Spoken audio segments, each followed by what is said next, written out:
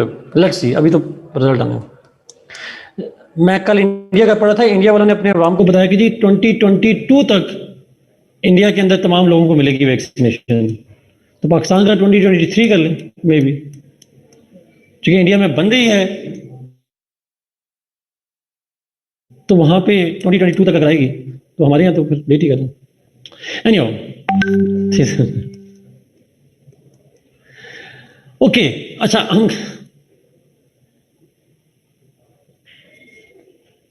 Corona पे दो dimension में आ सकता है। कोविड-19 के इम्पैक्ट्स ऑन पाकिस्तान, पाकिस्तान की इकोनॉमी, और बराक ओबामा का कैमरा ऑन हो गया जी। और दूसरा जो है वो कोविड-19 के ग्लोबल इम्पैक्ट्स।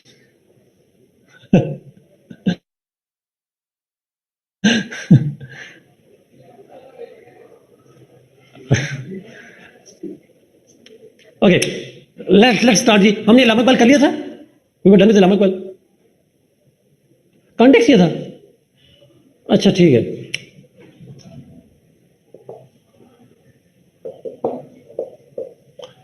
इलामा इकबाल। ओके राइट, इलामा इकबाल के अंदर हम बात कर रहे थे कॉन्टेक्स्ट की। वेरी शॉर्टली हमने बात की थी दैट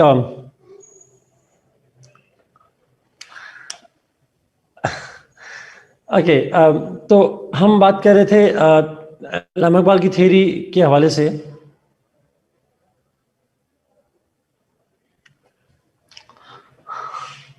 ओके, नाउ कॉन्टेक्स्ट पे जाते हैं इलामा इकबाल की थ्योरी पे। मैंने कहा था उसमें सवाल आता है कॉन्सेप्ट ऑफ उम्मा या concept of Millat, if you could remember. और उस पर जो सवाल आता है उसका कॉन्टेक्स्ट जब हमने बात की थी तो उसमें कहा था कि जो थ्योरी का बेसिकली कॉन्टेक्स्ट ये था that the kind of life that he lived and particularly his life and study in Europe, that was instrumental in changing the thinking and philosophy of Allama Mohammad Iqbal. Because उन्होंने यूरोप के अंदर जाके Islam को study किया, European societies को observe किया, and his concepts have changed, philosophical concepts have changed, including the political concepts. और उन्हीं political concepts की change के अंदर एक concept जो उनका change था वो था his concept of nationalism. तो उन्होंने क्या किया, instead of his old belief of territorial nationalism, जो इंग्लैंड में जाने से पहले उनका concept था nationalism के हवाले से, and he changed the territorial nationalism into what we call the Islamic nationalism या Muslim nationalism की हम बात कर रहे होते हैं. So that changed because he thought that Islam has a different meaning to nationalism and all that. Islamic meaning of identity is different from the Western meaning. सिर्फ nationalism में नहीं, उनका कॉन्सेप्ट तो वही था कि Islam is totally different from and distinguished from the western ideals and western concepts. तो उन सारों में सॉर्ट ऑफ जो डिफरेंस है, जो सबसे प्रोमिनेंट डिफरेंस है वो है नेशनलिज्म का. So Islamic nationalism, yes, it led to, or it is what we call the concept of ummah.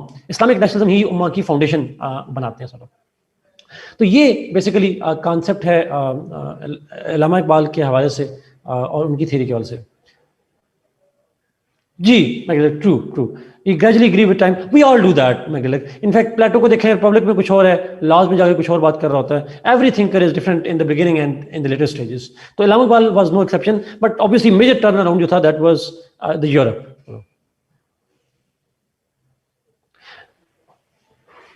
इल्लामा Iqbal, yes. Ji exactly true. अच्छा, now let's start with the theory. हम उसी को शुरू करते हैं. अब थ्योरी है उम्मा की. कॉन्सेप्ट आसान सा है. इल्लामा Iqbal begins his theory by saying that there are two elements of belief that unite Muslims. I repeat, Illama Iqbal says that there are two elements of the faith that unite Muslims. One is the concept of oneness of Allah.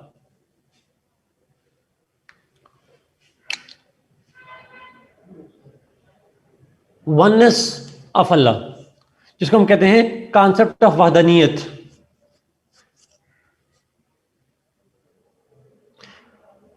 There is no God but Allah. Tawheed का concept. Yes,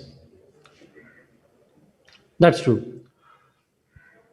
Every Muslim, irrespective of his territorial location, his ethnic, his color, his ideology, whatever he is, they all have one thing in common.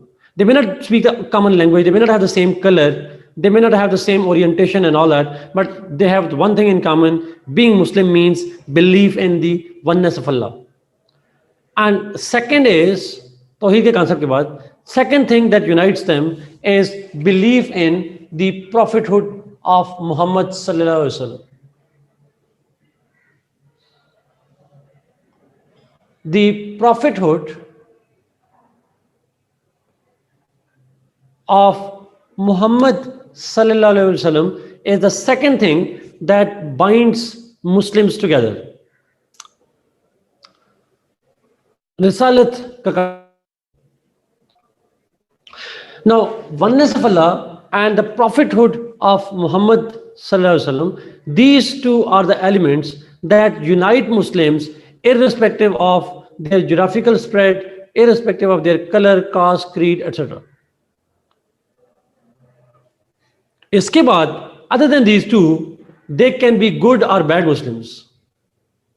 They can be one sect of Islam or the other sect of Islam. But this is the unifying thing. This is the common thing between all the Muslims around the world. जिसको mathematics की language में कहते हैं LCM, the least common multiple, ऐसे कहते हैं अगर मैं गलत नहीं हूँ, क्योंकि मैथ मैंने बड़ा अर्सा नहीं पढ़ी, but that's the common thing. The other things can vary. The other things can vary. Your sect, your kind of orientation, your ideology, your color, your language, they can vary. But the common thing that unites all Muslims is these 2 points. जिसको एक जुमले में कहते हैं कलमा तैयबा जो है हमारा. No, but I'm not always right. I will never always right. अच्छा, कलमा तैयबा, उसका कलमा तैयबा को हम ट्रांसलेशन इसी करते हैं ला इलाहा इल्लल्लाह मुहम्मदुर रसूलुल्लाह. We translate it. There is no God but Allah, and Muhammad is the prophet of Allah. That's what we say. So this is actually the translation of the kalma tayyiba, जिसको हम 2 हिस्सों में डिवाइड करते हैं. Belief in Allah, one Allah, and belief in that the fact that prophet is the prophet. अच्छा, अब ये 2 चीजें मुसलमानों को इकट्ठा करती हैं. अल्लामा इकबाल ये कहते हैं there's these 2 elements of the faith are the most important part of a Muslim's life. No other affiliation, no other faith, belief is more important than the belief in these 2 things. These 2 beliefs are over and above everything for all Muslims. However, there are other identities too, the other loyalties too. बाकी भी loyalties हैं. जैसे आपकी ethnic हो सकती है, आपकी racial हो सकती है, जेंडर वाइज हो सकती है, कोई भी और भी एफिलिएशन हो सकती है. But this is the most important one.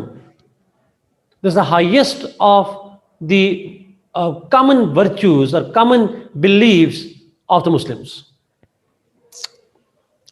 And therefore, because this is the most important one, so therefore each Muslim is connected with other Muslims. Each Muslim is connected with other Muslims. और वो जो other Muslims हैं, they may be different in language, color, caste, creed, but these 2 beliefs connect all Muslims to all other Muslims on these basis. ये जो 2 points हैं, इसी की बुनियाद पे तमाम मुसलमानों से कनेक्टेड हैं. You feel attached, although you may never have met each other, although you may not have the same culture, but because you believe in these 2 things, that's a connection between the 2. That's the bond between the 2. जो मैं कहता हूँ असबिया इब्न Khaldun ने कहा था जो बुनियाद असबिया ने उसके रखी थी, उसने कहा था ये होता है ट्राइब पे, एथनिसिटी पे। इलाहाबाद ने कहा कि नहीं, ये असबिया होती है, ये यूनिटी है, ये एक कनेक्शन जो है that is created not by caste और geography, but it is actually caused by the faith and these two elements of faith.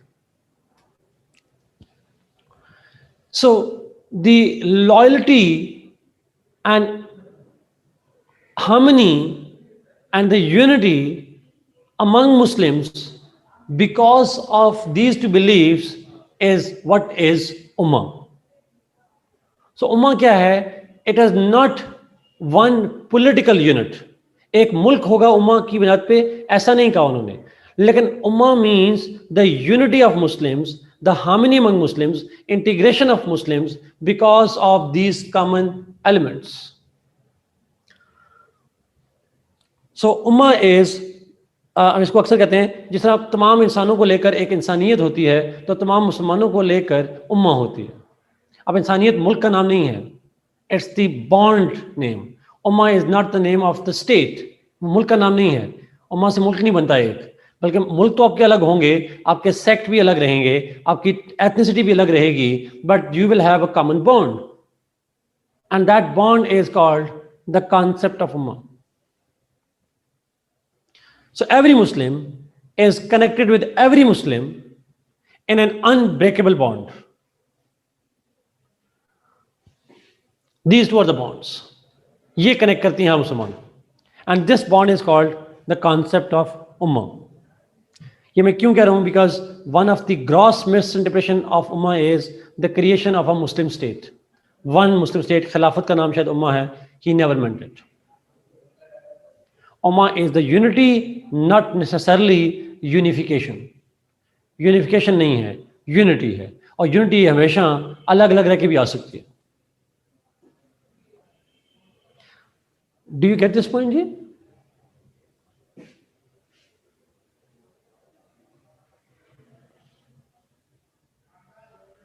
He never meant to create one unified state. He never meant that. He meant to create a goodwill, a harmony, a loyalty, a bond between Muslims wherever they are, whatever color they have, etc. etc. हमें आजकल बड़ी feel आ रही है, मिसाल के तौर पर आपको दे रहा हूँ, फ्रांस के मुसलमानों पे हमें बड़ी फील आ रही है, फ़लस्तीन के मुसलमानों पे हमें बड़ी फील आती है, रोहिंग्या पे, योगर्स पे and so on so on. ये जो हमारी सेंस ऑफ अटैचमेंट है, ये बॉन्ड जो हम उनकी खातिर फील कर रहे हैं, जो पेन जो उनके पेन में फील है, जो उनकी हैप्पीनेस में हमारी हैप्पीनेस है, उनके पेन में हमारा पेन है, that sense is what we call उम्मा.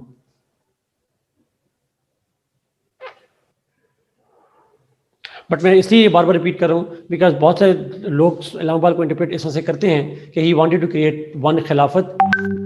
इलाहाबाद ने ऐसा कुछ नहीं कहा. अगर ऐसा होता, जी मैगदलिक जरा इसको एक्सप्लेन करें प्लीज थोड़ा सा. लांगवाल ने अगर ऐसा कहा होता कि तमाम मुसलमान एक मुल्क बना दें, तो फिर वो इंडिया के मुसलमानों के लिए अलग मुल्क की बात ना करते, बल्कि वो कहते हैं इंडिया के मुसलमान कहाँ से आ गए, पूरी दुनिया के मुसलमान एक मुल्क बना दें. उन्होंने ऐसा कुछ नहीं कहा. उन्होंने इंडिया के मुसलमानों के लिए अलग मुल्क की बात की, और उन्होंने तो इंडिया के अंदर मुख्तलिफ मुसलमान मुल्कों की बात की हुई है.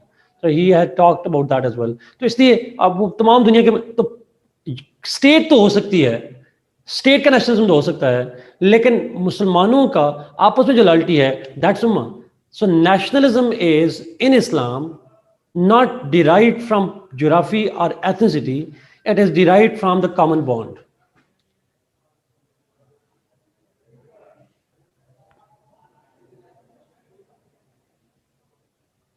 Maybe आप ठीक कह रहे हैं, that's true, that could be, that is one of the explanations too.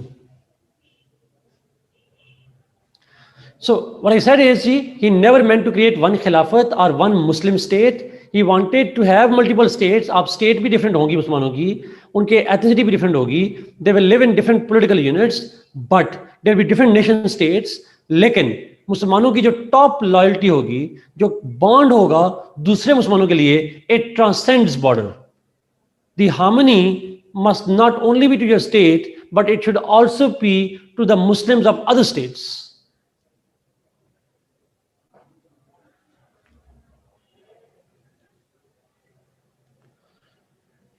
मतलब ऐसा तो नहीं कहेंगे they were never welcoming to outsiders, they were, but obviously वहाँ पे चेंज हुआ। बड़ा एक इंटरेस्टिंग आर्टिकल है, अगर आप मुझे इजाज़त दें तो मैं एक आर्टिकल पढ़ूँ, अगर आप इस पर पढ़ना चाह रहे हैं। बड़ा अच्छा आर्टिकल आया था।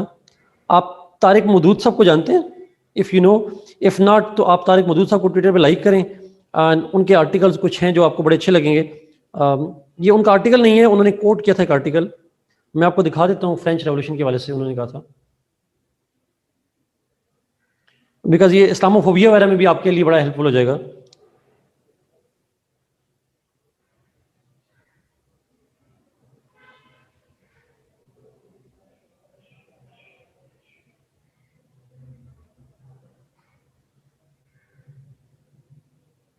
जी,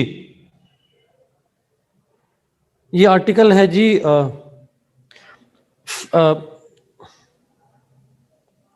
पॉलिटिको यूरोप का आर्टिकल है।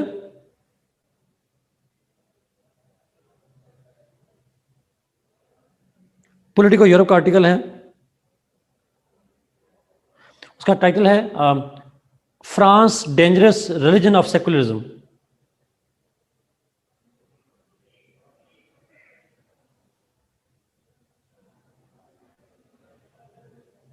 Yes ma'am, exactly doctor Shamayun, exactly ये आर्टिकल, आई गेस यही है। अच्छा, इसको आर्टिकल को उन्होंने छापने से इनकार कर दिया, दे कैंसल्ड इट, और उन्होंने फिर अपना एक आर्टिकल छापा, उनके एक मिनिस्टर ने। एग्जैक्टली, तो ये आर्टिकल अगर आप पढ़ें जी, ये बड़ी इंटरेस्टिंग स्टोरीज हैं इनकी वजह से। वो जो आर्टिकल है बड़ा अच्छा आर्टिकल है, जो फ्रांस की डिबेट है इसके ऊपर। Yes, Amir Hamza, exactly.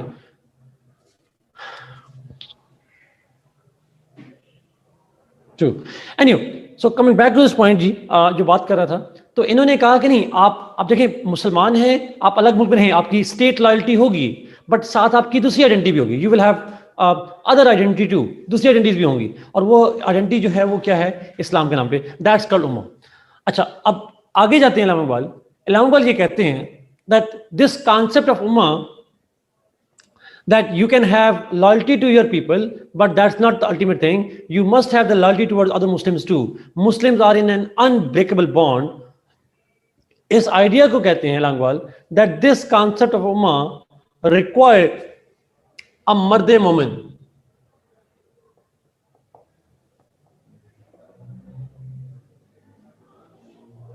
This concept of ummah can be realized by those Muslims who are termed as मर्द मोमिन। Not every Muslim is मोमिन, not every Muslim is मोमिन। मोमिन is that Muslim who has खुदी in him। मर्द मोमिन वो है जिसमें खुदी का एलिमेंट है। Who has the element of खुदी? नासिर, पानी मंगवा लेना प्लीज। नासिर, पानी मंगवा लेना। अच्छा, ये आर्टिकल इस्लामोफोबिया बड़े अच्छे आर्टिकल्स हैं जो ऊपर मैंने शेयर किए हैं जी, आप इसको जो बच्चों ने शेयर किए हैं यहाँ पे उसको पढ़ लीजिए। अच्छा, तो मर्द मोमिन जो है, he has the realization of the Umma, he has the realization of the Umma, and मर्द मोमिन is the one who has the concept of खुदी। अच्छा, अब खुदी का कॉन्सेप्ट क्या है, थोड़ा अंडरस्टैंड कीजिएगा प्लीज। अब इल्लामा इकबाल का कॉन्सेप्ट है खुदी का, तो मैं उसको एलैबोरेट कर रहा हूं। अच्छा, खुदी की इंग्लिश ट्रांसलेशन बहुत तरह से की जाती है, उसको कुछ लोग ईगो कहते हैं, कुछ सेल्फ एस्टीम कहते हैं, कुछ डिफरेंट कहते हैं, बट आप व्हाटएवर यू कॉल इट, खुदी रिमेन्स खुदी। अच्छा, इल्लामा इकबाल का कॉन्सेप्ट क्या है खुदी का? इल्लामा इकबाल कहते हैं, as per Islam, Allah is the creator of the entire universe. Allah is the creator of all universe. And as creator, he has every power. क्या उसकी पावर्स की कोई लिमिट है? Does he have a limit of powers? Allah's powers are limitless. Thank you. ठीक है, thank you. I repeat, Allah's powers are infinite, limitless. Now, if He has limitless powers and He has created so many creatures, He has created so many species, so many kind of classes और जो भी आप कह लें, लोग जो हैं या जो मखलूक़ात हैं, जो क्रिएशंस हैं, they are of different types. From angels to animals, He has created a lot of different variety of humans and animals and jinns and जो भी हैं, सारी चीज़ें क्रिएट की हुई हैं अल्लाह ने. अब यहाँ पे प्लीज बहुत इंपॉर्टेंट क्वेश्चन ये है कि इन तमाम क्रिएशन में अल्लाह ने सबसे हाईएस्ट लेवल पे किसको रखा? Who has been put into the highest levels? इंसान, ह्यूमंस. ह्यूमन बीइंग्स आर अशरफुल मखलूकात. इंसान जो है तमाम क्रिएशन में, इंक्लूडिंग फरिश्ते, उनसे भी जो स्टेटस ऊपर है वो इंसान का है. In fact humans are second only to Allah himself. नायबे खुदा है, खलीफा बनाकर भेजा गया है.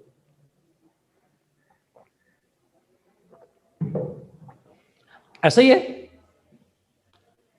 Man is only second to Allah. Higher moral grounds, higher हर लिहाज से, not just moral ground, man is second to Allah. खलीफतुल्लाह का लफ्ज है, खलीफा बनाकर भेजा गया, कुरान पाक में है. हमने नाइब बनाकर भेजा गया इंसान को.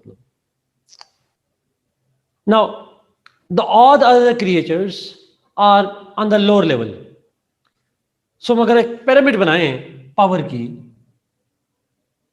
If we make a pyramid of the power, और यहां से पावर नीचे आ रही है, तो हाईएस्ट पे आता है Allah, and below Allah is humans. Humans are second to Allah only in terms of power, and beyond, below them are different creatures.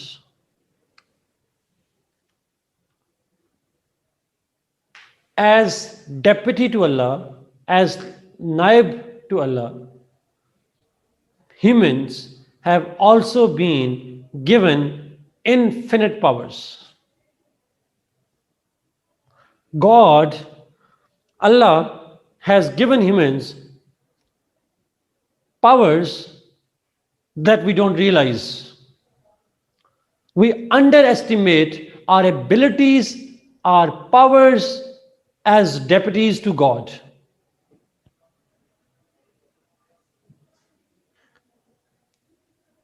And if a person realizes how powerful he is, how much potential he has, how much worth he has, because he is the deputy to God, then that realization is called khudi.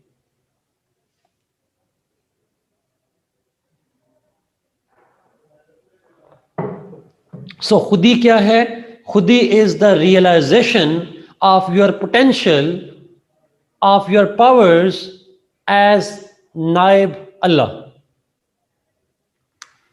हम बहसियत इंसान नहीं, बहसियत खुदा के नाइब के जो इख्तियारात रखते हैं, जो पावर रखते हैं, दैट्स कॉल्ड खुदी. Yes Ayesha, I have to use the best word for that, that would be self actualization और सेल्फ रियलाइजेशन.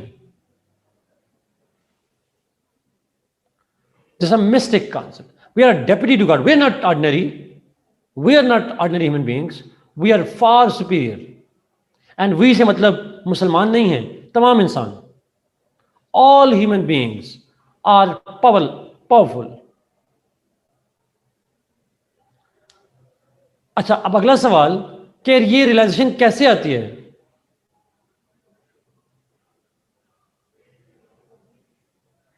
नहीं, बुद्धिज्म और चीज हो जाएगी सर थोड़ा सा. ये रियलाइजेशन कैसे आएगी? How that potential that we have, how can we realize it? You can realize your potential खुद ही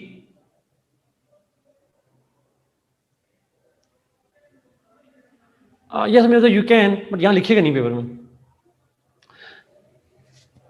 वो कहता है, लामोबल कहते हैं, we can achieve this realization, we can realize by doing certain things.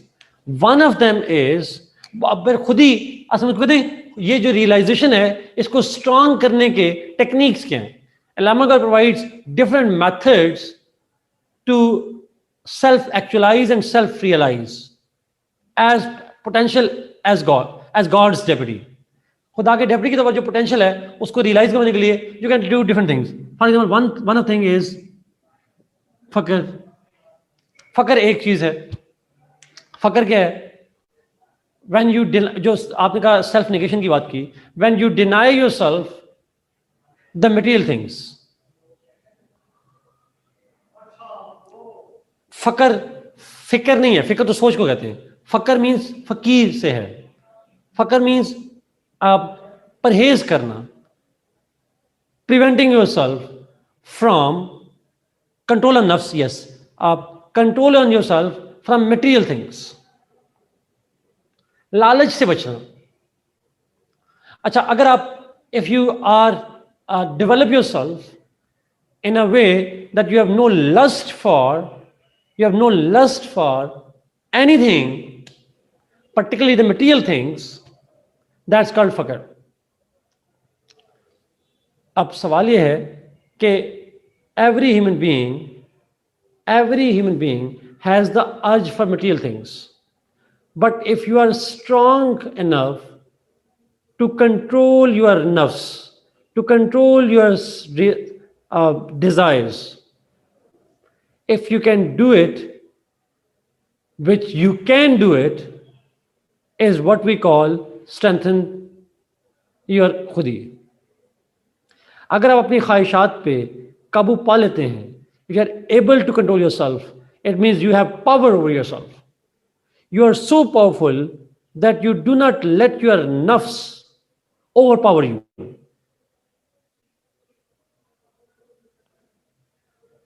You are so powerful that you control your nafs, your desires, and you deny yourself those desires. आपको रोटी कपड़ा मकान चाहिए, आप नहीं लेते.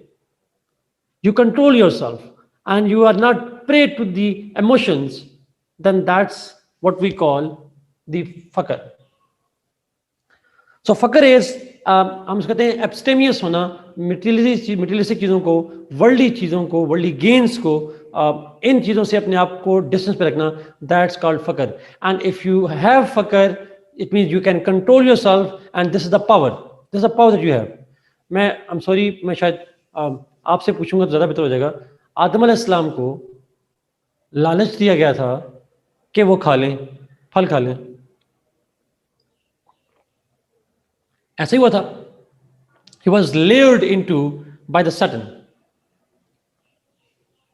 Now, when we are all lured, वो तो एक छोटी सी बात थी. He was taught by Allah exactly for immortality. He was lured by the devil, and devil is inside us, and that's the point. Devil whispers in ourselves. So the point is कि अगर हम इंसान, if we the humans are able to control our desires, if we are able to overpower the devil inside us, it means we have so much power. We got so much power. And this power is only given to human beings. No other species has this power of self-control. Only humans have it. And this is one of the ways in which fakr is one of the ways in which you can know your potential, you can know your kind of realize your power, you can know yourself, that how powerful you are as deputy to God. खुदा ने इतना powerful बनाया है, we can do wonders. हम वो कुछ भी कर सकते हैं that nobody else could think of, no other species could do. what we can do. And that realization can come if we do faqr. If we deny ourselves the material things and we will realize we can live without all of those things, we are so powerful. एक और concept है, एक और factor है, and that is इश्क.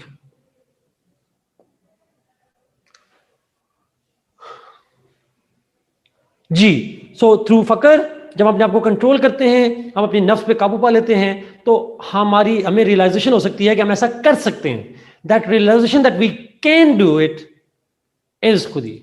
That's what strengthens खुदी. खुद ही ये रियलाइजेशन है कि खुदा के नायब के हैसियत से कितनी बात है. अब आते हैं इश्क के ऊपर. Allama Iqbal says that humans have been given this power. Humans have been given this power to connect with other people and the God. They can connect their inner self with other people and with God. They have their hearts connected with each other. Now, इश्क से मतलब basically connection.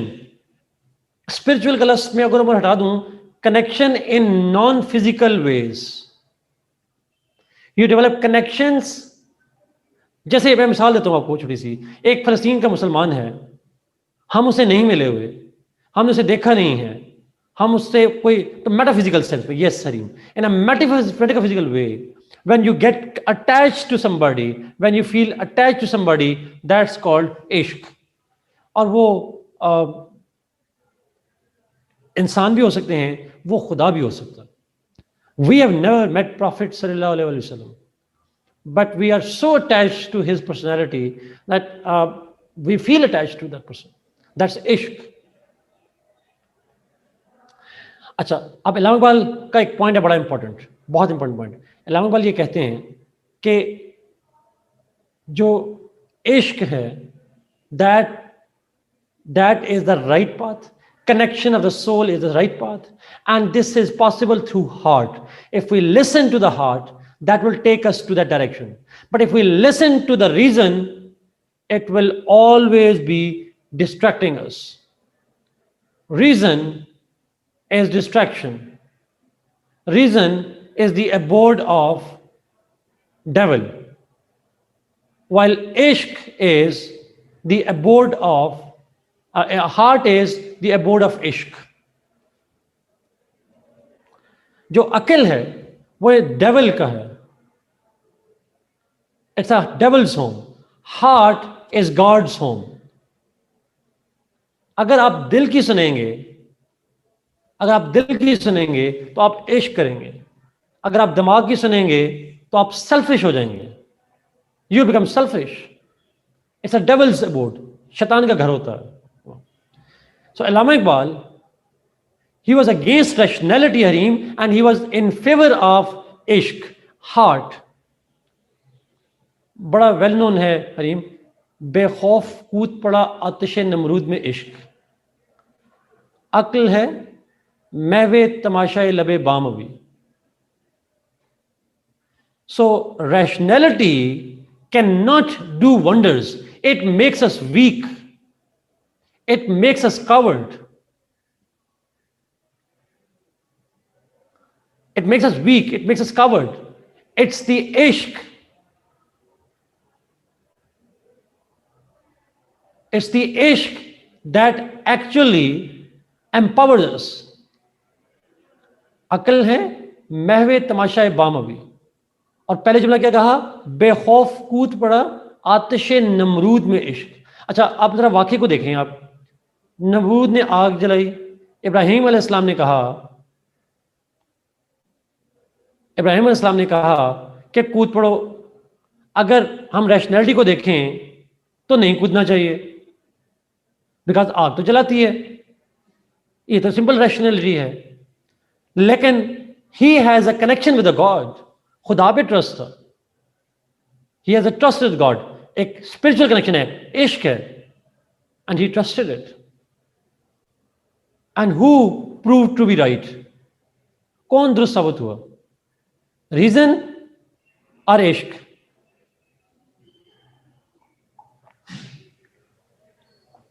That's the point.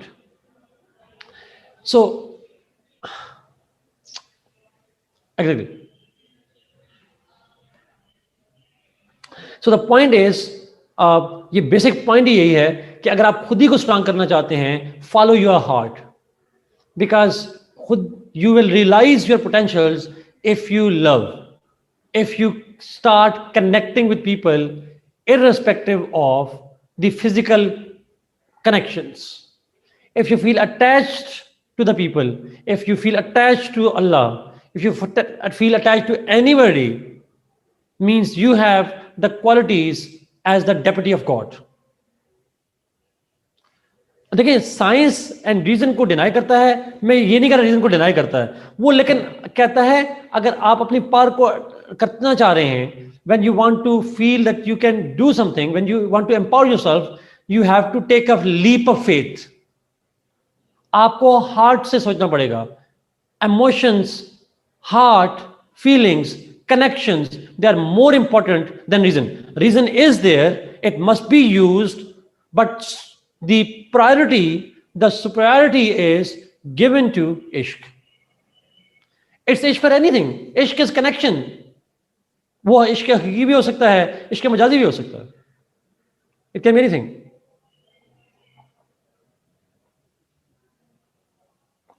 Yes, exactly. Exactly. Two. No, he did not use the word hakiki and majazi, obviously. Ji, Aisha, that's true. That's true. अच्छा. Rationality, that's true. Rationality is good, but better is ishq. That's the point. So rationality को गलत नहीं कह रहा, वो कह रहा है वो शॉर्ट टर्म सोचती है, टेम्परेरी सोचती है. इश्क थिंक्स द लॉन्ग टर्म. अच्छा, वैसे आप लोगों ने मेरे कहने पे काम कीजिएगा प्लीज, जरा पढ़िएगा प्लीज, जरा प्लीज पढ़िएगा जरा एक चीज छोटी सी. आपने रूसो की जनरल विल पढ़ी है? उसमें एक कॉन्सेप्ट है रियल विल और एक्चुअल विल का.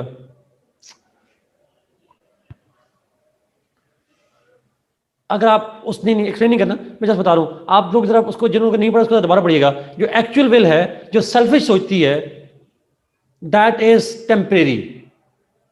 और जो रियल विल है, which thinks about everybody else, which is other caring, that's a long term, permanent. तो मैं अक्सर इक्वेट करता हूं, चूंकि रूसो को पढ़ा था इलाहाबाद ने, रूसो ने इसको पढ़ा हुआ है, और उन्होंने कहा तो उसी रूसो की आइडियोलॉजी से वो इंस्पायर्ड हैं इलामा इकबाल, बहुत से लोगों से इंस्पायर्ड है, बट उनमें से एक वो भी हैं. तो इलामा इकबाल जब कहते हैं कि जो इश्क है वो it sees beyond what somebody can comprehend, और जो रीजन है it is temporary, it thinks short term interest, it thinks only what is visible, it does not see beyond the point, it does not see beyond the comprehension of human mind, but ishq could see that. So the point is, Allama Iqbal ये कहते हैं जो इश्क करना है, जो इश्क means connection हम बनाते हैं दूसरे इंसानों के साथ, with other people, with God, the non-physical, metaphysical bond that we connect, that is more important than rationality. So if you do ishq, if you try to feel and attach yourself with other people, that ishq can tell you how much potential you have, how much power you have, only as second to God. मेरा आपसे सवाल ये है, क्या कभी ऐसा हुआ कि लाहौर की या पंजाब की या सिंध की या बलूचिस्तान की गांव ने या मुर्गियों ने शोर मचाया हो कि अमेरिका में KFC बन रहा है? नहीं हुआ. It has never happened. What about Muslims here and Muslims of France? Are we not saying it something? Are we not having a solidarity with them? We do have a solidarity with them. And that is ishq. And that shows how powerful we are. We have no bound of time and space. We can connect, or we can connect people that existed centuries ago. हम सदियों पहले भी जो लोग गुजर चुके हैं उनके साथ फीलिंग शुरू कर देते.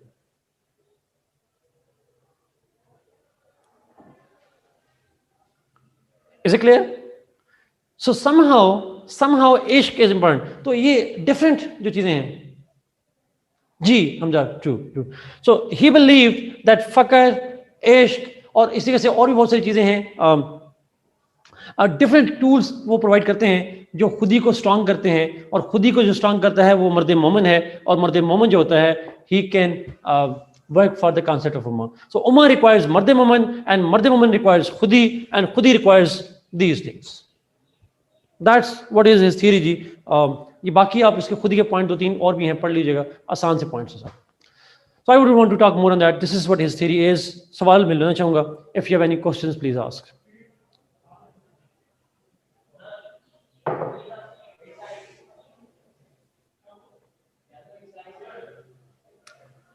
Any question on Allama Iqbal? उसको बेशक आप इंडिया से लिंक कर दें.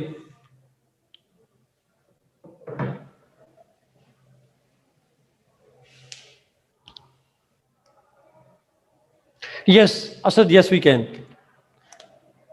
Ishq is connection.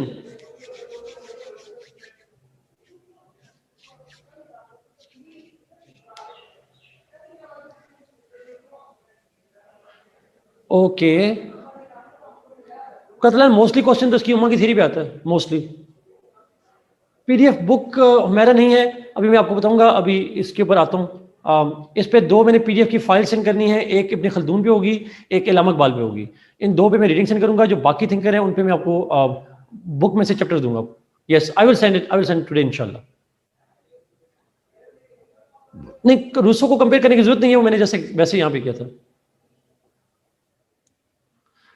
Zulfikar, no question, होगा क्वेश्चन. इसमें न्यू ये है कि उसने एक पाथ दिया, जो बात जो मुसलमानों जो ऑलरेडी इस्लाम में थी कि मुसलमान एक मुसलमान से अटैच्ड हैं, उसी चीज को उसने पॉलिटिकल सेंस में बात की. दैट्स व्हाट ही डिड बस. और उसको प्रॉपर्ली सिस्टमैटिकली एक्सप्लेन किया. दैट्स उसका ठीक कह रहे हैं हम, ये इस्लामिक कॉन्सेप्ट है. Absolutely Umar, absolutely true.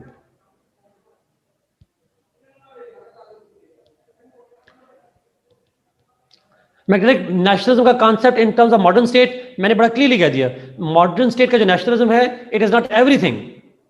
You must have the loyalty towards your state, but in Islam में the ultimate loyalty, ultimate nationalism is linked with religion, with the belief in common belief of the Allah, and common belief of the prophethood sallallahu alaihi wasallam.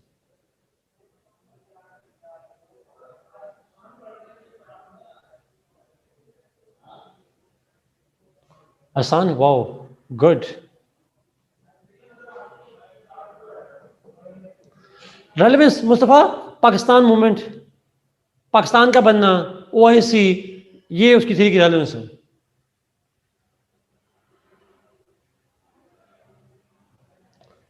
नहीं कोतलैंड ऐसा नहीं है. मैंने oneness और prophethood पे तो खत्म नहीं किया था. आपने कॉन्टेक्ट लिखना है, इस पे करना है, फिर मर्द मोमन, फिर खुदी, ये सारी डिबेट करनी है आपको.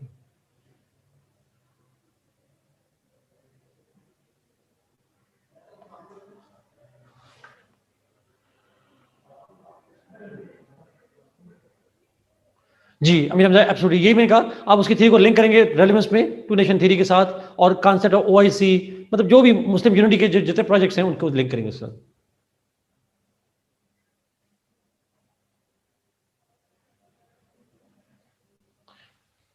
Can we write Arabic of कलमा तैयबा? Hamza, yes we can.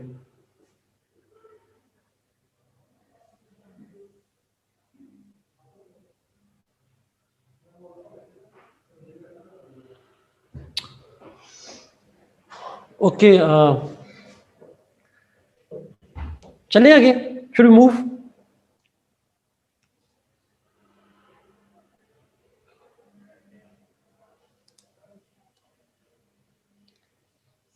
Okay,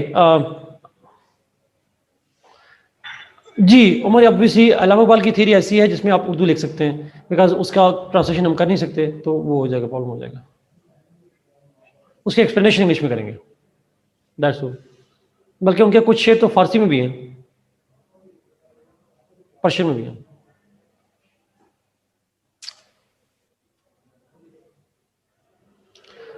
okay, let's move जी। हम अल्लामा इकबाल के बाद अब जाएंगे सेक्शन 2 के अंदर।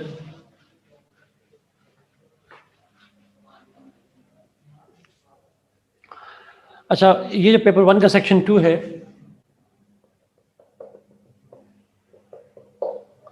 This is about basic concepts.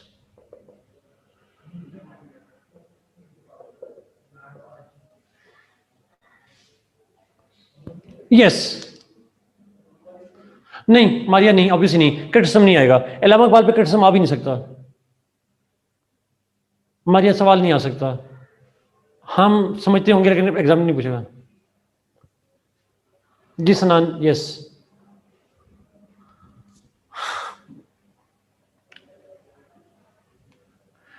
देखिए, रेलेवेंस तब लिखनी होती है जब पेपर में सवाल आए। अगर क्वेश्चन में ना पूछे रेलेवेंस तो नहीं लिखनी आपने। सारी पाकिस्तान मूवमेंट में जो है वो कॉन्सेप्ट ये है। हमने जी जो मुस्लिम थिंकर एक और करना है गजाली, अब वो आखिर में जाके करेंगे, फिर हेगल करेंगे आखिर में जाके, मॉन्टेस करेंगे, ये 3 थिंकर हम करेंगे जाके आखिर में।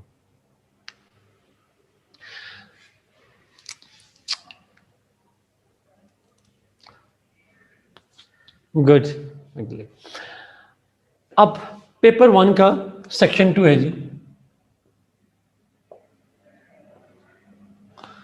अच्छा, इस बेसिक कॉन्सेप्ट में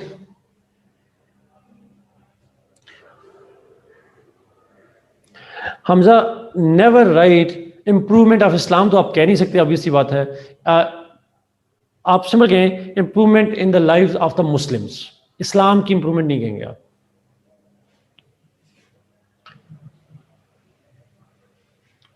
मैं फराबी इतना सवाल नहीं आता उस पर।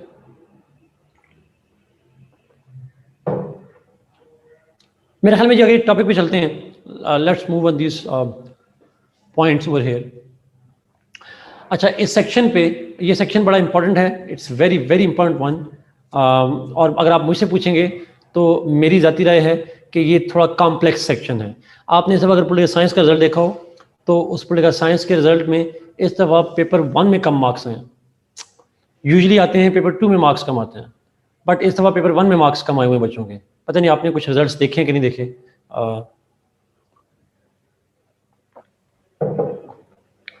तो इसलिए रीज़न जवेरिया, वैसे रीज़न तो अभी चूँकि मैं एक्सप्लोर कर रहा हूँ, अभी पहले हुआ, यूजली तो होता है, यूजली तो इस पे सवाल जो है वो आसान भी आते हैं, और पिछला साल का पेपर इतना मुश्किल भी नहीं था कि मैं कहूँ कि इसमें मार्क्स कम आए हैं। I have to yet to see, because जो बच्चे हुए हैं जिनके मार्क्स आए हैं तो पूछना पड़ेगा कि उन्होंने पेपर 1 में क्या क्या किया था, क्या नहीं किया था। बट आम जेनरिक वजह तो एक ही होती है, और जेनरिक वजह ये होती है कि आप जो पेपर की टेक्निक्स हैं वो अंडरस्टैंड करना ज़रूरी होती हैं। कॉन्टेक्स्ट, उसकी जो डिटेल्स हैं वो तो सबके पास होती हैं, बट उसके कुछ मेथड हैं अटैम्प्ट करने के, उसमें फ़र्क आता है। अच्छा, अब फ़र्क क्या होता है, मैंने आपको थिंकर्स जब बताया था तो मैंने आपको कहा था कॉन्टेक्स्ट लिखना है, कोट करना है, आपको डिफरेंट टेक्निक्स बताई थी उसके अंदर। अब यहाँ पे जब हम इस सेक्शन में जाएंगे, सेक्शन 2 में, तो इसकी भी कुछ खास टेक्निक्स हैं, तो इसको अंडरस्टैंड कीजिएगा प्लीज़। ये सेक्शन बहरहाल आपको तंग कर सकता है, इसलिए नहीं कि इस सेक्शन पे जो टॉपिक है वो मुश्किल हैं, टॉपिक बहुत आसान है, बट ये सेक्शन थोड़ा एक्सपेंडेड है, बड़ा सेक्शन है, और इसमें थोड़ा टेक्निकल पॉइंट्स हैं। टेक्निकल से मतलब है वो आपको एज इट इज़ देखने पड़ेंगे। IR has been comparatively good। Asad, आपकी क्लास में मुझे किसी ने स्कोर बताए थे यहाँ पे डरा के। somebody shared the scores here। आपकी क्लास थी ना मेरे ख्याल में।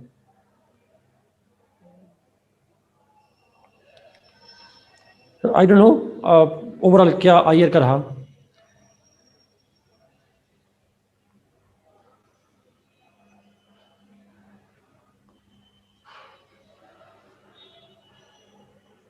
इसका स्कोर्स और balanced, I don't know, balanced नहीं, बड़े साइज में थे, पोलिटिकल साइंस में ज़्यादा मार्क्स आते हैं, लेकिन ज़रूरी नहीं होता कि अगले साल भी आएंगे, इसमें तो कोई शक नहीं है, इसकी कोई गारंटी नहीं होती। It's not about political science, it's about luck, आपके लक पे होता है सर। लेकिन पोलिटिकल साइंस में रिजल्ट भी अच्छे स्कोर आए हुए हैं, मतलब जो बच्चे फेल हुए मैंने आपको बताए थे 128 भी बताए थे, आपको शायद बताए होंगे, 130 प्लस भी मैंने देखे हैं, मैंने हाईएस्ट जो देखे हैं वो 141 देखे हैं, हाईएस्ट 141 देखे हैं जो अभी तक, कोई 25-30 के करीब मैंने जो ट्रांसक्रिप्ट देखी हैं उसके अंदर। अब जो बच्चे पास हुए हैं वो आएंगे तो फिर उनका पता चलेगा। आईआर में हाईएस्ट जो यहाँ भी शेयर किया था, आई गेस आयशा ने शेयर किया था, वही मैंने हाईएस्ट देखे थे, उसके अलावा मैंने देखे, बाकी मैंने लेस देन 100 ही देखे हैं। लेकिन पोलिटिकल साइंस में भी लेस देन 100 आए हुए हैं। एक स्टूडेंट था हमारा ही, उसके 97 आए हुए थे मार्क्स, बट उसके ओवरऑल मार्क्स 500 कुछ थे। तो दैट्स ट्रू हिमशा। क्रिमिनोलॉजी तो बहुत ही हिट हुई है, उसमें एक बच्चा जो सिर्फ सोशियोलॉजी में फेल हुआ, सिर्फ सोशियोलॉजी में, कैन यू बिलीव, 23 के कितने मार्क्स आए हुए, सारे पास हैं बट उसमें फेल हुआ। तो इसलिए थोड़ा सा उसको हिट किया, इंटरनेशनल लॉ को थोड़े कम मार्क्स आए उसके, जितने आने चाहिए थे उससे कम आया था। सॉरी, इंटरनेशनल लॉ कह रहा हूँ, उसका यूएस हिस्ट्री, उसको। एनीहो,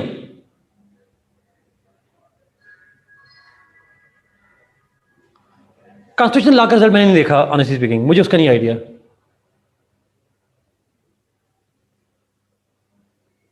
नहीं, ऐसा नहीं होता जी, एग्जामिनर इस तरह कोई प्लान नहीं करते कि ऐसा फिल करना है। कुछ कम आए हैं जो मैंने देखे हैं यूएस हिस्ट्री, कुछ उन्होंने।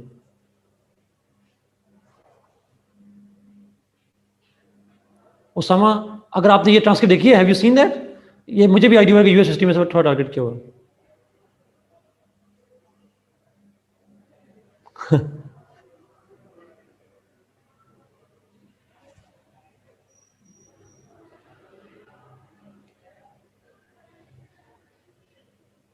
Very bad result of constitution law. मुझे पब्लिक एक्ट के मुझे नहीं पता मालूम।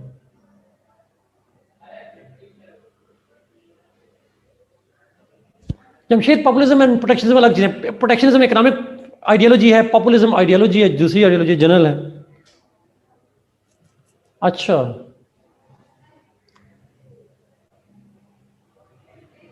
And that's one very very unfortunate. 150 in IR देखे हैं उसामा ने, दैट्स वंडरफुल, दैट्स वंडरफुल। लेकिन जिसके आईआर में 150 है वो फेल कैसे हो सकता है? ओके, अच्छा, वो ट्रांसक्रिप्ट फेक थी, ठीक है। चलें, जो भी है जी, आते हैं अपने टॉपिक पे आते हैं। आप अपनी मेहनत करें, honestly speaking, work hard, and if you really work hard तो बाकी चीज़ें जो भी होती हैं।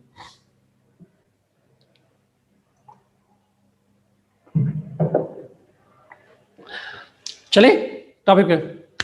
बट अच्छा, पेपर इस सेक्शन में अब जरा प्लीज गौर से सुनेंगे जी प्लीज। इस सेक्शन के अंदर जो टेक्निक्स हैं वो ध्यान में रख लें। टेक्निक्स क्या हैं? What are the techniques?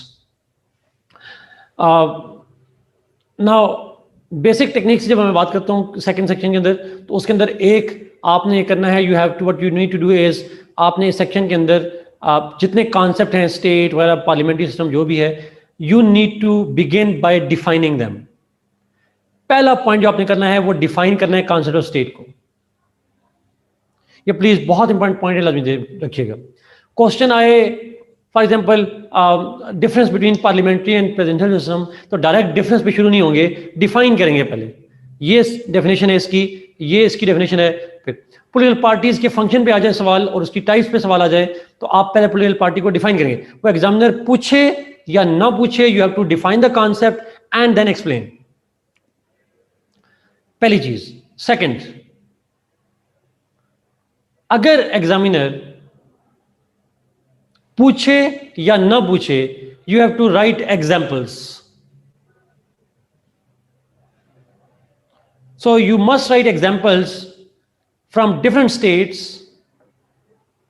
you must write examples from different states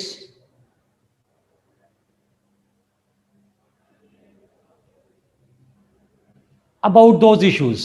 जैसे फेडरेशन पे सवाल आया है तो आप फेडरेशन की एग्जांपल लिखें।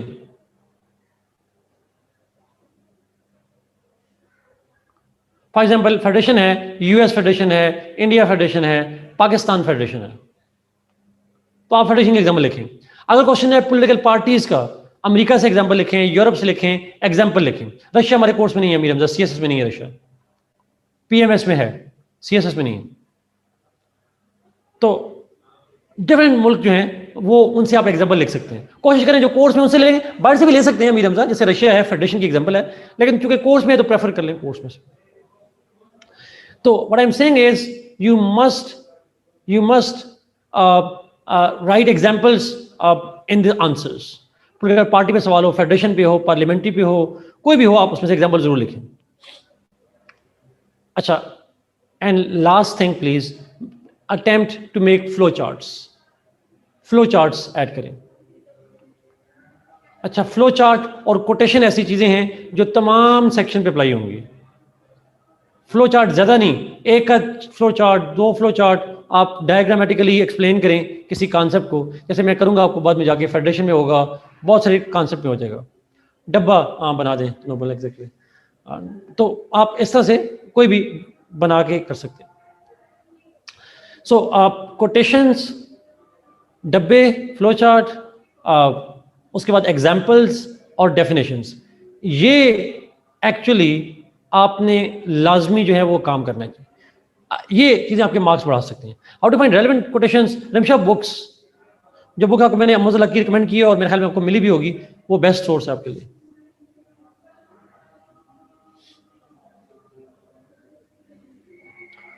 अमज़ल हक की बुक जिसने पढ़ी हो उसमें इतनी सारी कोटेशंस हैं, हर उस पर 50 तो कोटेशन लिखी हुई है उसने क्वेश्चन में, वो शॉर्ट करना मुश्किल हो जाता है। अच्छा, आप में से कोई ये सारे पॉइंट अगर यहाँ पे शॉर्टली आप लिखते हैं प्लीज, यहाँ पे जो मैंने बताइए 4 example.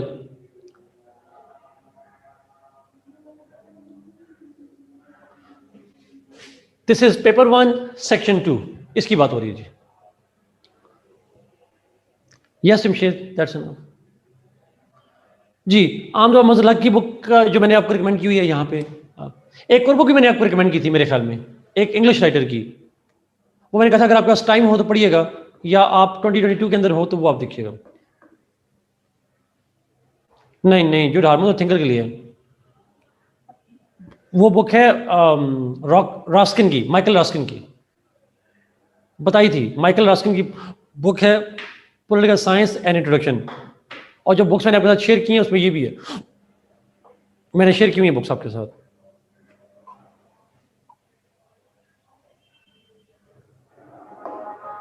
Thank you Mir Hamza, thank you Nishaba. Yes, okay, अब इस सेक्शन में सवाल आते हैं 3, करने होते हैं आपने 2। यू हैव टू,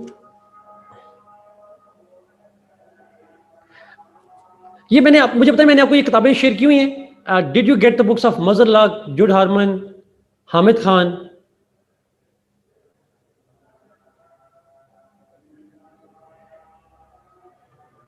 मेरे ख्याल में आपके साथ शेयर हुई हैं। नहीं, आप ग्रुप में नहीं हैं। ओके, अगर आप में से किसी के पास मेरा ईमेल एड्रेस है तो मुझे ईमेल कर दें, मैं शेयर करूंगा, आप ग्रुप में शेयर कर दीजिएगा प्लीज, ठीक है?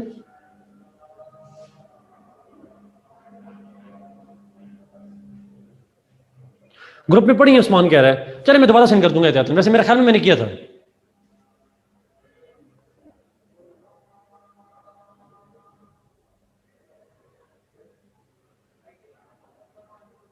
एक तो मैकडैलेक अपना नाम तो लिखें यार सही प्लीज, मुझे नाम नहीं था, मैं आपको मैकडैलेक कहता हूँ, मुझे अच्छा नहीं लगता, मैं दोबारा कर दूंगा। शहबाज मोहम्मद, ओके, शहबाज में कहूँगा, sorry but okay. Now the point is, मैं दोबारा शेयर कर दूंगा दोबारा।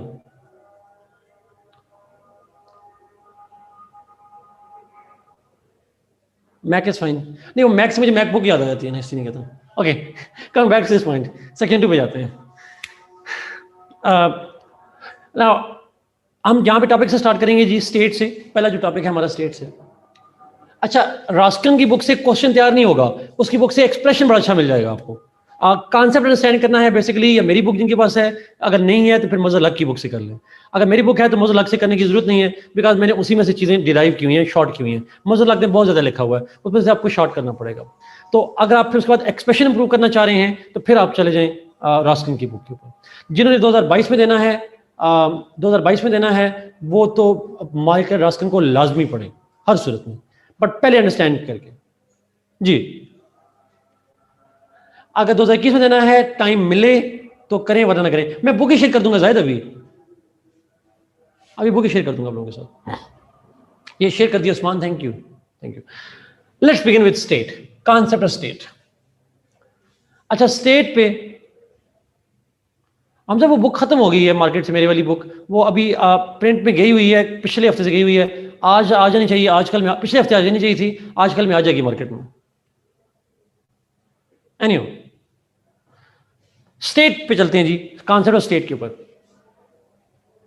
अच्छा, स्टेट का जो कॉन्सेप्ट है, this is very very important one, बड़ा इंपॉर्टेंट कॉन्सेप्ट है स्टेट का। और वो कॉन्सेप्ट ये है कि इस पे दो तरह से सवाल आता है।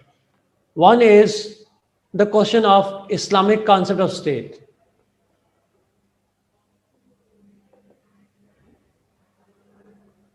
इस्लामिक कॉन्सेप्ट ऑफ स्टेट, और एक आता है उसका concept of nature and origin of state. लफ्ज नेचर और ओरिजिन का इस्तेमाल करता है या मोस्टली करता है evolution of state? Mostly question nature या ओरिजिन की जगह लफ्ज होगा एवोल्यूशन। इन दो तरह से सवाल आ सकता है। Is it clear? Question is on state, उसका इस्लामिक कॉन्सेप्ट स्टेट, या स्टेट और उसके बाद नेचर और उसमें ओरिजिन या एवोल्यूशन ऑफ स्टेट। हम आज इस्लामिक कॉन्सेप्ट की बात करेंगे और इसके ऊपर हम बात जो है वो नेक्स्ट क्लास के अंदर will talk about the evolution in the next class. So let's begin with concept of Islamic concept of state. अच्छा, फर्ज करें क्वेश्चन आता है इस्लामिक कॉन्सेप्ट ऑफ स्टेट पे, तो सबसे पहले कहां से शुरू करेंगे? Where to start from? Definition, exactly. You will start with defining the concept of state. अब स्टेट किसे कहते हैं? Different writers have given different meanings. आप मैक्स वेबर को पढ़ेंगे, आप लास्की को पढ़ेंगे, आप जो डिफरेंट राइटर्स हैं आप पढ़ते हैं, उनकी डिफरेंट डेफिनेशंस हैं।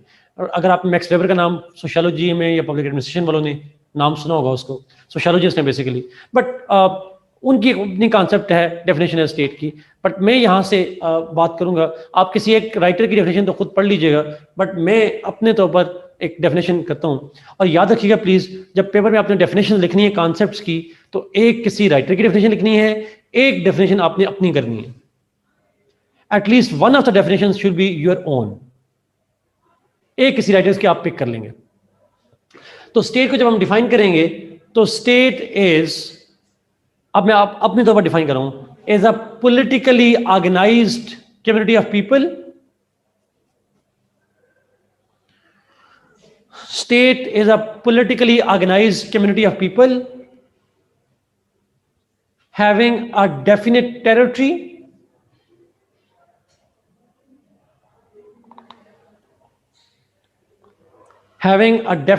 territory,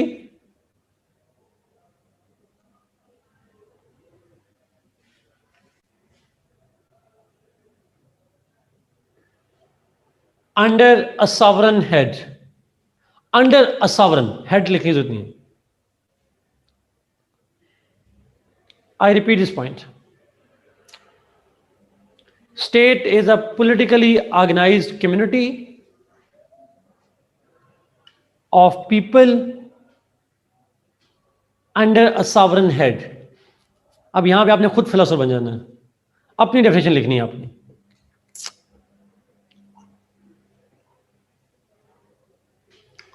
is it clear? और एक डेफिनेशन आपने किसी राइटर की लिख देनी है, एनी राइटर्स, जो भी आपको अच्छा लगे, जिसकी डेफिनेशन आपको सबसे आसान लगे वो उठाकर लिखते हैं, या जो आपको आती है उसको लिखते हैं। Is it clear ji? No, मेरा इंटरेस्ट लॉ की नहीं, पॉलिटिकल साइंस की। जी जवेरिया, जो मैंने आपको लिखवाई है ये आपकी अपनी है, I gifted to you guys. लिख लें वो उस्मान, इसलिए ठीक लिखनी है ना।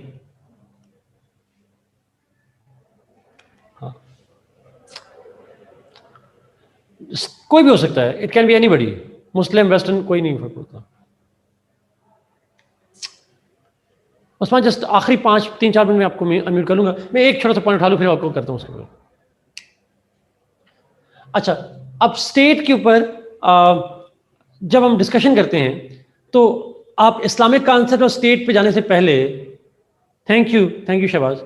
अच्छा, नाउ स्टेट की जो डिस्कशन है इस पे जाने से पहले, इस्लामिक कॉन्सेप्ट स्टेट पे जाने से पहले आप वेरी शॉर्टली स्टेट के अंदर 4 बेसिक एलिमेंट्स को डिफाइन करेंगे, बहुत शॉर्ट, एक पैराग्राफ में, not more than that. 1 paragraph will be enough to write these 4 elements of state: population, territory, government, sovereignty. Population, territory, government and sovereignty, exactly Ayesha. ये 4 basic elements हैं: population, territory, government, sovereignty. Now ये जो 4 एलिमेंट्स हैं they are needed for state. State के लिए human population चाहिए, state के लिए टेरिटरी चाहिए, स्टेट के लिए गवर्नमेंट चाहिए, and you need a sovereign. अगर आपको याद हो सोशल कॉन्ट्रैक्ट थ्योरीज में भी सॉवरन का लफ्ज हम यूज कर रहे थे, सुप्रीम अथॉरिटी चाहिए।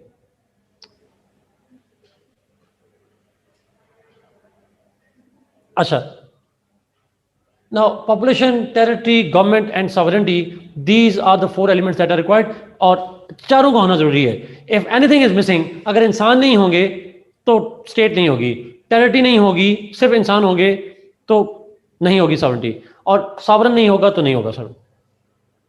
जी, स्टेट की डेफिनेशन के बाद ये 4 बेसिक एलिमेंट्स को एक पैराग्राफ में, जैसे कुर्द हैं एग्जैक्टली डाले, जैसे आप उसको कर सकते हैं, पैलेस्टाइन को कह सकते हैं, they are people, they are bunch of people having territory but no sovereignty at all. तो इस तरह से बहुत सारे काइंड ऑफ हो सकते हैं।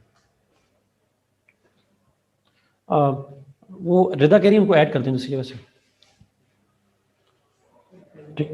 अच्छा, तो मैंने कह दिया, तो पॉइंट इज ये 4 बेसिक एलिमेंट्स रिक्वायर्ड होते हैं स्टेट के लिए। एक पैराग्राफ में, 2 पैराग्राफ में आपने, तो डेफिनेशन आ जाएगी, एक आध पैराग्राफ में ये चीजें आ जाएंगी। This is how you will write all of this elements. तो ये 4 चीजों का होना बहुत जरूरी है। Now then you will move toward Islamic concept. फिर आप जाएंगे इस्लामिक कॉन्सेप्ट ऑफ स्टेट पे। अच्छा, इस्लामिक कॉन्सेप्ट ऑफ स्टेट में, जी उमर एग्जैक्टली, तो इस्लामिक कॉन्सेप्ट स्टेट में जब जाएंगे तो you will write Islamic concept. देखें, Islamic concept state can be discussed in 2 main heads, 2 main heading में डिस्कस होगा। First, principles of Islamic state. Principles क्या लें, फीचर्स क्या लें ऑफ इस्लामिक स्टेट। अच्छा, आप मुझे बताइएगा, ये सारे फीचर्स आपने इस्लामियात में पढ़े होते हैं? You must have studied features of Islamic state. क्या फीचर्स होते हैं, चाहिए होते हैं?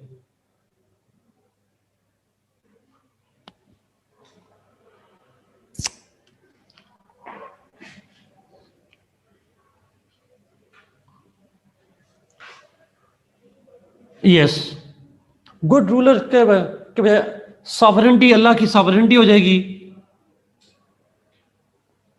कॉन्सेप्ट ऑफ खिलाफत है,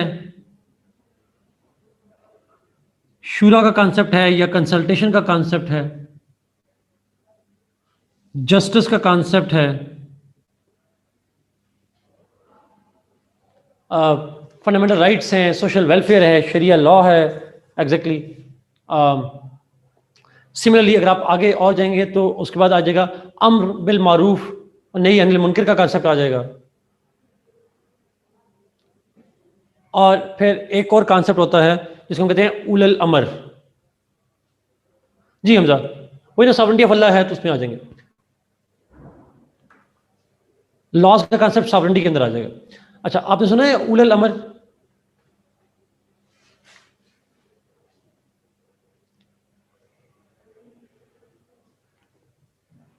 उलल अमर कहते हैं the obedience to the ruler, जिसको मॉडर्न दौर में हम कहते हैं, मॉडर्न दौर में हम इसको कहते हैं the rule of law. Everybody is bound to follow the rules of the law. Literal मतलब होता है अमीर की ताहत, रूलर की, हुक्मरान की इताहत, बट इसको मॉडर्न दौर में रूल ऑफ लॉ के सेंस में लेते हैं। ये प्रिंसिपल्स भी हैं, फीचर्स भी हैं, दोनों कहते हैं sir. These are Islamic state में ये प्रिंसिपल्स होने चाहिए। सॉवरेंटी अल्लाह के पास हो, खिलाफत हो, कंसल्टेशन हो, जस्टिस हो। उलुल अमर का स्पेलिंग AW उलुल अमर, AWL अल अमर। खिलाफत और मुल्कियत का डिफरेंस देंगे। मेरा ख्याल है मैं ये फ़र्क दिया था, मौदूदी साहब ने अपनी किताब के अंदर, पूरी किताब लिखी उन्होंने इसके ऊपर, बट मैं इसको शॉर्ट कर रहा हूँ यहाँ पे।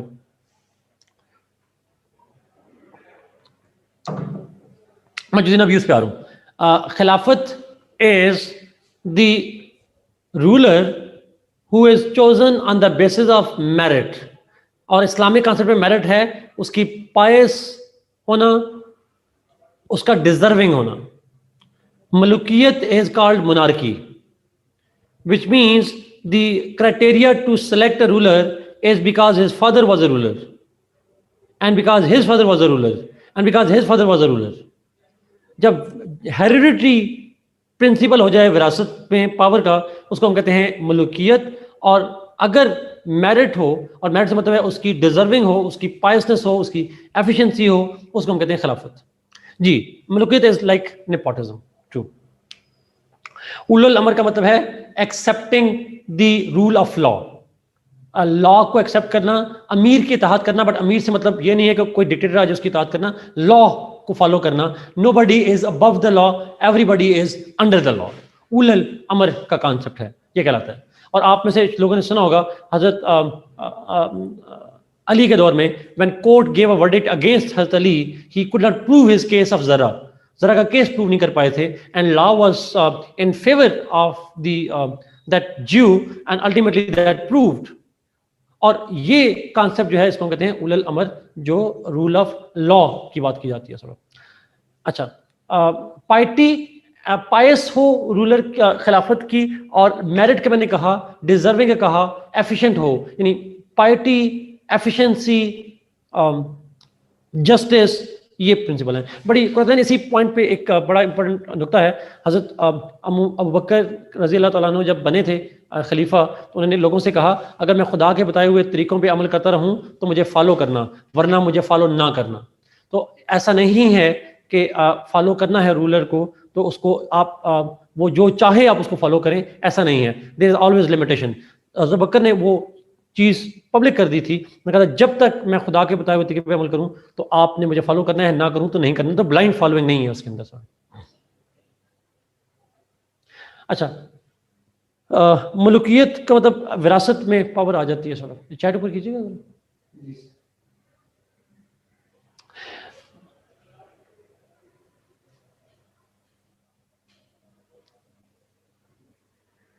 जी, मुल्कियत को इंग्लिश में कहते हैं मोनार्की, मोनार्की कहते हैं। जी, अमर बिल मारूफ इज, अमर बिल मारूफ का मतलब है लोगों को नेकी की तलकीन करना, और नही अनिल मुनकर का मतलब है उनको बुराई से रोकना। That's principle of the Islamic state. जी, आप कर सकते हैं, बिल्कुल कर सकते हैं। हजरत उमर नहीं, हजरत बकर को मैंने कहा था, उनको कोट कर सकते हैं। हजरत अली का वाक़या है, उसको आप कोट कर सकते हैं। These are examples. आप हदीस कोट कर सकते हैं, आप आयत कोट कर सकते हैं, आप इसमें इस्लामिक कॉन्सेप्ट है, आप ये कोट कर सकते हैं। आप उसके अंदर इवेंट हो या आयत हो या आपकी हदीस हो, आप उनको कोट कर सकते हैं। तो ये बेसिक प्रिंसिपल्स हैं जो हम बेसिकली पढ़ रहे होते हैं। अच्छा, एक तो प्रिंसिपल वाला पॉइंट। दूसरा पॉइंट जो आपने लिखना है इस्लामिक कॉन्सेप्ट ऑफ स्टेट में, you will have to write the models of Islamic State.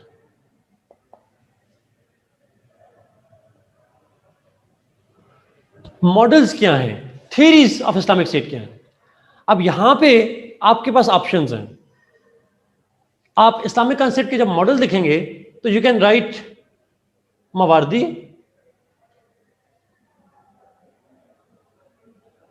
Plus गजाली और खल्दून। कोई से 2-3 मुस्लिम थिंकर के जो मॉडल्स हैं उनको शॉर्टली लिख देना, आपको समरी करके लिख देंगे हम, एक अलग अलग से करके। बिकॉज चूंकि इस्लाम में, इस्लामिक हिस्ट्री में कोई एक मॉडल तो है नहीं। अब मवादी की स्टेट खल्दून की स्टेट से डिफरेंट है, खल्दून की स्टेट और मवादी की स्टेट गजाली की स्टेट से डिफरेंट है। So they have different views on the state. आप प्रिंसिपल्स को लिखेंगे, 2-3 पेजेस प्रिंसिपल पे लिख देंगे और 2-3 पेजेस इस पे लिख देंगे थिंकर्स पे, और 1 पेज का इंट्रोडक्शन वगैरह और डेफिनेशन वगैरह आ जाएंगे, तो 7-8 पेज में हो जाएगा। सो 2-3 पेजेस इसके ऊपर, 2-3, तीनों लिखें, कोई 2 लिखें, मवारदी को, गजाली को, खल्दून को या फराबी को, कोई भी आप 2 या 3 थिंकर को लिख देना है और ये लिख देना है कि जी there are different ones. For example Farabi का ये नजरिया है, या मवारदी का ये नजरिया है, इमाम गजाली का ये नजरिया है, खल्दून का ये नजरिया स्टेट का। So you will right different views of the Muslim scholars in terms of Islamic concept of history. Islamic concept और उसकी जो हिस्ट्री है, और इसको आप कोई भी 2 थिंकर से अटैच कर लीजिएगा। Is it clear? ये कर लेंगे। वी हैव स्टडीड मवारदी, गजाली हमने पढ़ना है और खल्दून हम कर चुके हैं। ये कंक्लूजन तो लाजमी ऐड करना है, इस सेक्शन में कंक्लूजन ऐड करना है। So thinkers and principles, these 2 will be the main parts of your answer. उससे पहले आपने सिर्फ डेफिनेशन और उसकी नेचर को एक्सप्लेन करना है शॉर्टली। दिस इज ऑल जी। अगर कोई सवाल है तो पूछें, फिर हम नेक्स्ट क्लास में, मैं इस पे मजीद नहीं करूंगा बिकॉज ये हम सारी चीजें पढ़ रहे होते हैं। आप एग्जाम्पल इसमें नहीं लिखनी आमना, इसमें एग्जाम्पल नहीं लिखनी, इसमें एग्जाम्पल ना लिखिएगा प्लीज कोई भी। जहां पे एग्जाम्पल होगी तो मैं करूंगा। नासिर मोबाइल से पिक्चर ले लो प्लीज इसकी। आसान ये नहीं बता सकता। इसको कंक्लूड कैसे करेंगे हमारा? इसको कंक्लूड जेनरिक सेंस में करेंगे, कंट्रोवर्शियल बात ना लिखिएगा, बट आप ये लिखेंगे जी इस्लामिक कॉन्सेप्ट स्टेट जो है ये आइडियल कॉन्सेप्ट है, बेस्ट कॉन्सेप्ट है, और it's a mix of idealism and realism, एक practical concept and all that.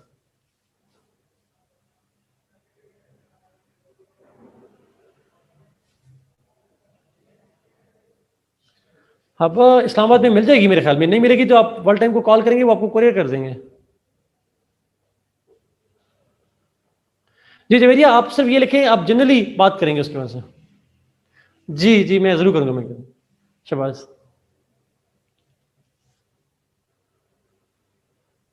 अब आप फोन कर लें इनको, वर्ल्ड टाइम को वो कर देंगे, आपको बता देंगे। पैलेस्टाइन के एग्जाम्पल वैसे पूछा था, यहां लिखना नहीं है आपने।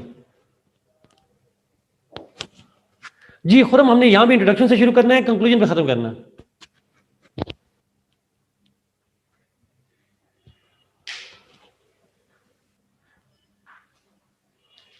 ये हमारा सवाल डेफिनेशन किस राइटर की लिखनी है, अपने अलावा आप लोग राइटर नहीं है, बट आप किसी की भी उठा के लिख सकते हैं जो सबसे आसान लगे। आयशा, आप वो मैम राजिया को या ग्रुप में कहेंगे तो आपको शेयर कर देंगे सॉर्ट ऑफ कोऑर्डिनेटर को। मेरे पास नंबर नहीं है, मैं वरना शेयर कर देता। ऑर्डर फ्रॉम दराज, जी आकिब, यस। थैंक यू हबा फॉर शेयरिंग, थैंक यू।